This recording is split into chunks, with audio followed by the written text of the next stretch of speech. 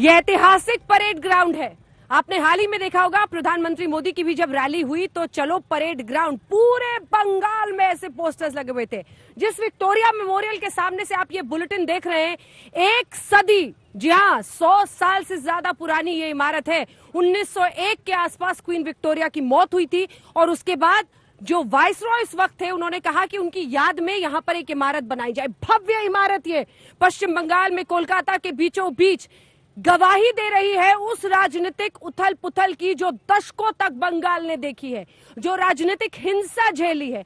34 सालों तक वाम दलों का शासन रहा, 1 दशक का मौका ममता बनर्जी को मिला, लेकिन इस बार ये विक्टोरिया मेमोरियल क्या गवाही देगी? एक बार फिर वही बंगाल की बेटी का राज चलेगा या फिर है परिवर्तन की बारी? क्योंकि अमित शाह से लेकर, आपको बता रहे थे हम, प्रधानमंत्री ने पहले वोट की अपील की, अमित शाह गृहमंत्री ने भी अपील की है, कहा है सुभाष चंद्र बोस और गुरुदेव रविंद्रनाथ टैगोर के सपनों को पूरा करने के लिए आज मतदान के लिए निकली। और एक बार जब आप जान जाएंगे, चाहे वो मिदनापुर हो, झारग्राम हो, बांकुड़ा हो, पुरुलिया हो, ये तमाम इलाके जहां पर आज वोटिंग हो रही है, आदिवासी बेल्ट है, ग्रामीण इलाके हैं। 30 सीटों पर 2016 में वर्चस्व ममता का था, लेकिन लोकसभा आते आते बाजी पलट गई। तमाम मेहमान हमारे साथ जुड़े हुए हैं। 5 शहरों की तस्वीरें जरा दिखाइए, अलग अलग जगहों की, जहां पर सुबह से ही कतार में लोग पहुंच गए हैं। 1.5 घंटे वोटिंग की हो गई है और ये तस्वीरें आपको बता रही हैं कैसे 191 प्रत्याशी मैदान में है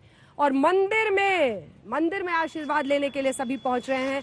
दिलीप घोष से लेकर सभी जीत का दावा आज करते हुए, ये कहते हुए बीजेपी की तरफ से सफाया होगा। बांकुड़ा, झारग्राम की आप तस्वीरें देख रहे हैं।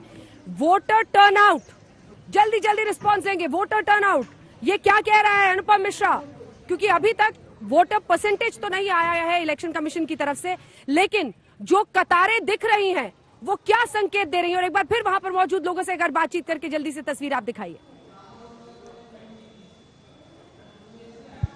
जी अंजना, बिल्कुल पश्चिम बंगाल का चरित्र रहा है कि यहाँ पर वोटिंग परसेंटेज बहुत अच्छी होती है। दिन के अंत में अगर हर चुनाव में हम देखें तो 80 से 90% और कई बार तो 90% से ऊपर वोटिंग परसेंटेज हो जाती है। उसकी वजह है यहाँ पर सब सुबह सुबह वोट देना पसंद करते हैं। यहाँ पर अभी मैं दिखाऊंगा, भीतर चले गए हैं लोग, लाइन कम हो गई है क्योंकि यहाँ पर 6 बूथ हैं, काफी ज्यादा बूथ हैं और इस वजह से यहाँ पर जो प्रक्रिया है वो तो लगातार चल रही है। जो वोटर्स हैं वो इस बूथ में कम आ रहे हैं और सबसे बड़ी बात है कि जो परसेंटेज सुबह से जिस तरह की कतारें हमें देखने को मिलती हैं, तो ज्यादा परसेंटेज जो वोट हैं वो 10-11 बजे के बीच में ही हो जाते हैं। और खास बात है कि गर्मी इस बार बहुत ज्यादा है, इस वजह से लोगों का कोशिश यही है लोगों की कि सुबह सुबह जल्दी से वो वोट दे दे और इसी वजह से वोटिंग परसेंटेज भी हर बार ज्यादा होती है। पश्चिम बंगाल में आमतौर पर अमूमन गर्मियों में वोट होता है, तो जो वोटिंग होती है 10, 11, 12 बजे तक वोटिंग हो जाती है। उसके बाद जो वोटिंग होगी, कुछ लोग शाम के वक्त वोट करते हैं, लेकिन उनकी संख्या कम होती है। खासतौर पर सुबह के वक्त ही ज्यादा लोग वोट दे देते हैं। अंजना,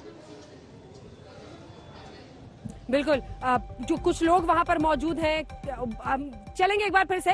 पौलमी साहब को दिखाइए जल्दी से, ये तस्वीरें हम आपको दिखा रहे हैं। पिछली बार देखिए 50% और ये 27 सीटों पर कब्जा था। वोट परसेंटेज आपने देखा, 27 सीटों पर कब्जा था टीएमसी का, लेकिन लोकसभा आते आते बाजी पलटी।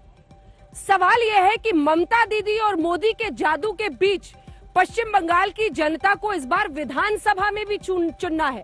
लोकसभा में तो उन्होंने अपनी राय जाहिर कर दी थी जब 18 सीटें पूरे पश्चिम बंगाल में चली गई थी बीजेपी को, लेकिन जो 3 से 200 पार का दावा कर रहे हैं अमित शाह, वो कैसे होगा? और जो वहां का नजारा है, पौलमी जरा दिखाइए, कितने लोग पहुंच रहे हैं वहां पर वोटिंग के लिए?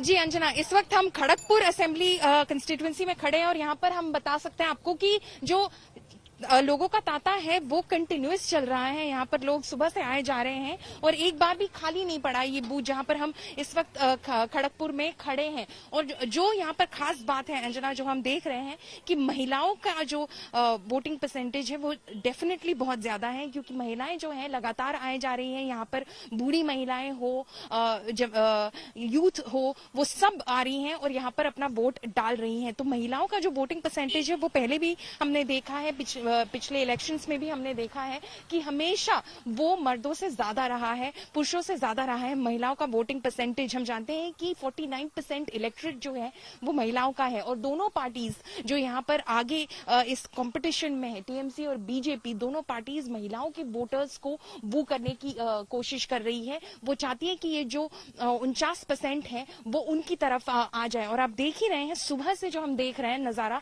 यहाँ पर यही समझ में आ रहा है कि महिलाएं एक बार फिर से 80% महिलाएं जो इलेक्ट्रेट में हैं, 80% उन्होंने आकर आगे वोट किया था पिछली बार 2016 में। और यही शायद परसेंटेज इस बार भी हो, शायद उससे भी ज्यादा हो, पर यही नजर आ रहा है कि महिलाएं जो हैं वो आगे बढ़कर मर्दों से ज्यादा आकर वोट डाल रही हैं यहाँ पर। अंजना,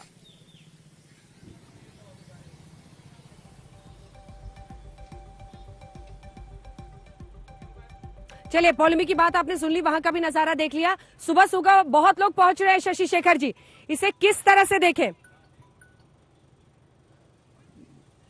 क्योंकि जब शुरुआत होती है तो वोटर टर्नआउट पर भी विश्लेषणों का दौर शुरू हो जाता है, लेकिन बंगाल का मिजाज अगर देखें तो जैसा बता रहे थे हमारे सहयोगी भी, राजनीतिक चेतना, अपने वोटिंग के अधिकार की पूरी जानकारी, और ज्यादा से ज्यादा लोग वोटिंग के लिए पहुंच रहे हैं। किस तरह से देखते हैं आप इसे? बंगाल का पुराना दस्तूर रहा है अंजना, पहले मतदान फिर जलपान। तो वहां जो आप सुबह से लाइनें लगी हुई देख रही हैं, वो उसकी फिर से एक बार मुनादी करती हैं।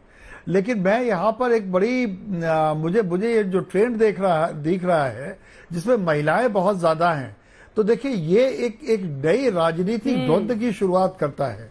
ममता बनर्जी की जो महिलाओं वाली स्कीम्स है उनकी चर्चा हर महिला करती है, लेकिन मोदी जी के भी जो कोर वोटर हैं वो महिलाएं हैं।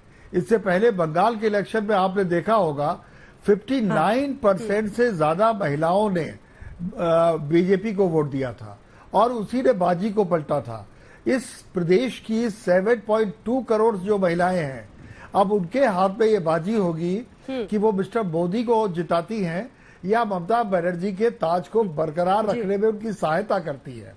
लेकिन एक बात तय है, अक्सर माना जाता है कि जब वोटिंग परसेंटेज ज्यादा होता है तो सत्तारूढ़ दल के खिलाफ होता है, पर ये इधर के दिनों में बदला है। तो मुझे ऐसा लगता है कि 2 मई का सस्पेंस आज से गहराना शुरू हुआ है और ये हर उसके साथ बढ़ता जाएगा, गहराता जाएगा।